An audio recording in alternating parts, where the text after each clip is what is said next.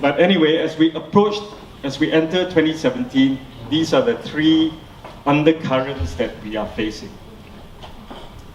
Number one, from globalization to deglobalization. So everyone, after Trump was elected, everyone became very fearful. Everyone thought that trade will end because Trump, on his election campaign, he talked a lot of things. He wanted to slap a 35% tariff on imports from China, wants to ban China, a currency manipulator. So there's a lot of fear, right? Build a wall with Mexico, etc., etc. And while we are mindful of this risk, I think we also have to bear in mind a few things. Number one, he is a businessman. Not very successful because he's been bankrupt 6 times. But he is a businessman. Number two, while just now we were just talking with my colleagues outside, while on his election campaign he says it's America first, right? Make America first. But in reality it's actually make Trump first. So you can see he's met Jack Ma, his son has met the Anbang group already from China. And I think at the end of the day, commercial considerations should prevail. Although with Trump, he's a bit of a loose cannon, so it's a little bit difficult to forecast. But if I were to adopt a base case view, I don't think it'll be that extreme. It'll be brought back somewhere in between.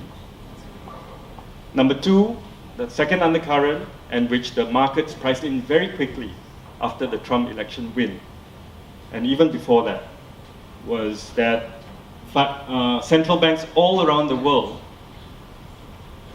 came to the realization, governments and central banks around the world came to the realization that, hey, QE, keeping interest rates at 0 or keeping interest rates very low are not effective in generating real economic growth.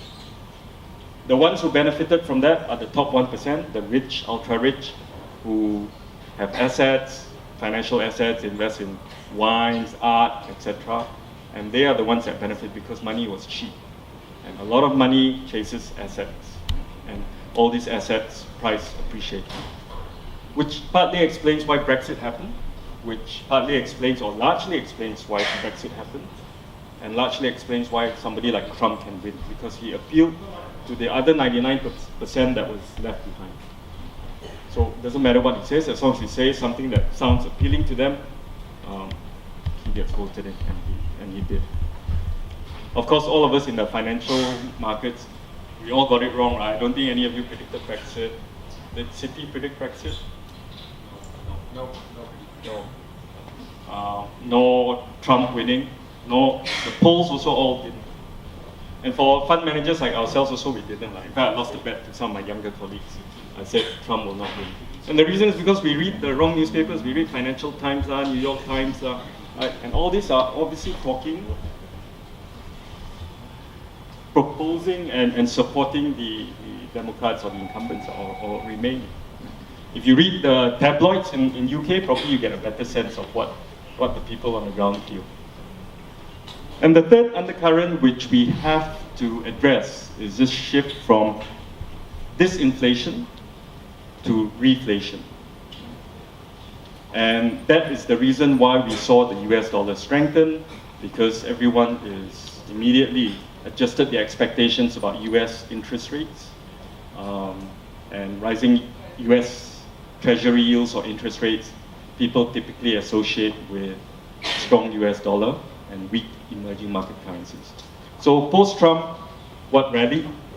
US stocks, US dollar. What went down is US treasuries, bonds generally, and emerging market currencies. Now, after sharing with you all this, do you then go out and completely switch your portfolios or your clients' funds to everything that is in line with these potentialities? And the answer is no, right? Because diversified money, you don't go and chase. And the other key message I would like to share with you today is, do not try to chase markets. Don't try to chase today's winners, what's hot. Don't avoid the losers and what's out of fashion. Because as we have seen, and here's just a chart of 2016, it doesn't really do justice because the magnitude is not really clear, but just want to share with you. US Treasury started the year at 2.3%, went to a low of 1.4. At 1.4%, bond prices would have gone up, bond funds would have done well. What's the thing that people will chase? Bonds, bond funds. And it ended the year at 2.6. And if you ask me, as we approach this year, I think there will be similar levels or bouts of volatility in various financial markets, various asset classes, and currencies as well. An example close to home, Malaysian stock market. In US dollar terms, as at the end of March 2016, the best performing market in Asia was Malaysia. Malaysia was up 12% in US dollar terms. So people start investing more and more in Malaysia. Second best performing market was Philippines. It was up, I think, about 7% at the end of March in US dollar terms. At the end of the year, guess which were the two worst performing markets? Philippines and Malaysia. So again, don't chase. Leave the timing and the requirement to be nimble to the fund managers. We have a team of 11 people here, just for tonight, a football team. So leave that to us. We try our best because we monitor things every day. We don't get it right all the time, but hopefully our betting averages are higher.